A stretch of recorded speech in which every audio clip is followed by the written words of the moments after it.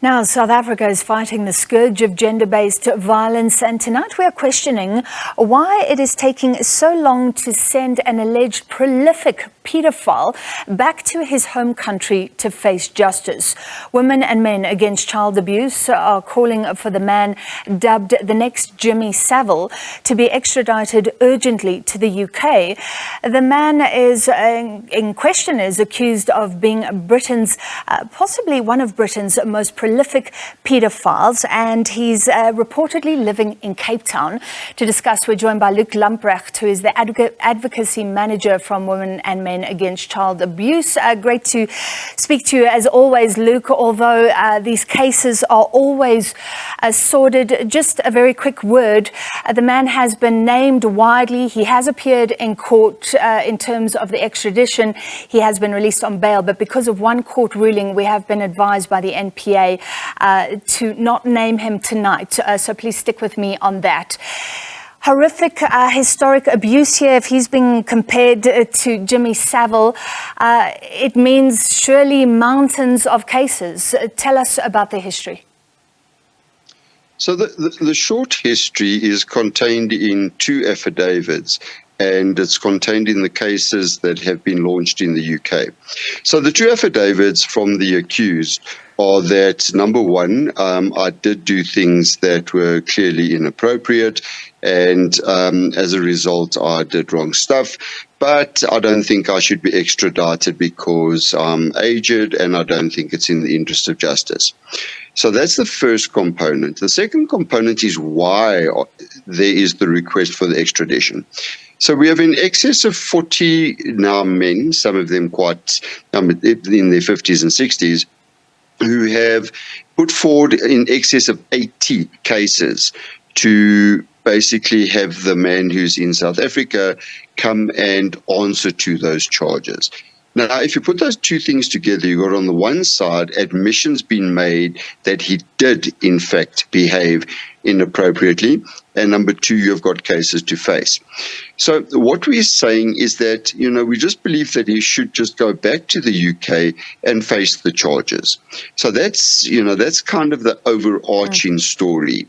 In terms of the numbers, if you look at the average untreated sex offender, they are looking at an average of between 300 and 400 victims in their lives, and we call them career offenders because they choose jobs that give them access to children, plus they make careers out of abusing children.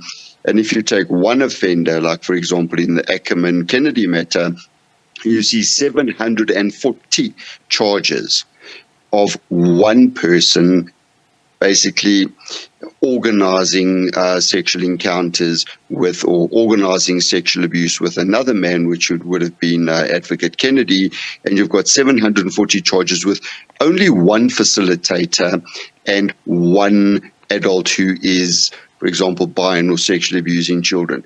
The numbers would be staggering for a man whose career in education has spanned more than 50 years. Yeah. And there are more than 40 hard cases in Scotland alone that he can answer to.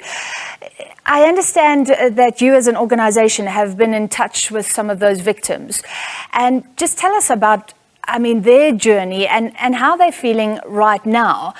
So he may be elderly, but the alleged perpetrator could be living large in South Africa. I'm sure that is very painful for them.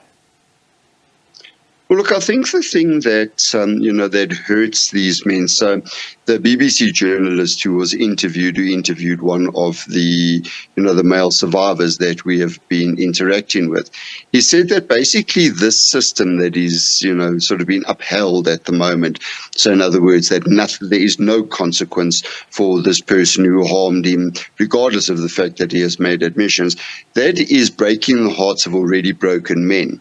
So that just sort of gives you an idea of the sentiment around it. Now, in addition to that, It is seen as so serious in the UK. And look, I mean, I'm very pleased in the UK it's been seen as serious, because there was actually a member of Scottish Parliament who stood up and said, this person has been named by pseudonym, and in terms of this inquiry and my privileges, I'm naming him by name, because we need to know that other people are safe, and if there are other victims, they must come forward. And as a result, it's not just 40 strong cases, it's 40 victims, and each of those victims has multiple cases. So as a result, you end up at 40 victims with 80 cases, and that's 40 out of we don't know how many, because we only have the UK cases, and he spent half of his life in the UK teaching and half of his life in South Africa teaching. All right, so correct me if I'm wrong, but this case was brought up in 2018. He was released on bail. What is the holdup? Why are you saying the Justice Minister must get involved now? Yeah, so there appears to be two issues. So the first issue is the issue of what, and I don't quite understand it, so maybe you need to get the Justice Department to comment on it, but they're talking about the fact that there's been a shift. I don't know if it's a change, a shift in the extradition between the UK and South Africa post-Brexit, and the most important consideration is the fact that there is what they call a reciprocity between the two countries. So I don't know if somewhere in the background of this there is, a request from the British government to extradite someone from South Africa, and we're not reciprocating, and therefore, there's no reciprocation. So that seems to be one of the issues. So there seems to be some kind of political thing happening. But in terms of the actual case, so outside of the political realm, is that there's been, according to the official response by the Department of Justice, there has been an appeal that has been made by the accused, so that, bearing in mind he has admitted to behaving in this way, he has made an appeal on some kind of quite complex legal issues. And those complex legal issues relate to the fact that there is potentially not an equivalent crime in the South African context, and he's, as a result, challenging Section 10 of the Extradition Act, and he's saying that is unconstitutional. Now, what must be understood about that is that it appears that the argument is largely about the fact that certain sexual acts in our country are all considered rape, whereas in other countries they're not. And in our country there is no gender, which was a very progressive thing we did in our Sexual Offences Act.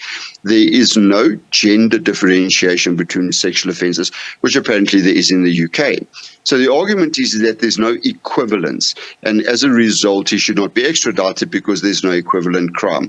I mean, and obviously we're saying that none of that makes sense. Sure, all right. I wish we could discuss further, but this is a case that we will follow closely, and of course you're pushing for him to be extradited. We'll follow the government response to that as well. Luke Lamprecht, Advocacy Manager from Women and Men Against Child Abuse.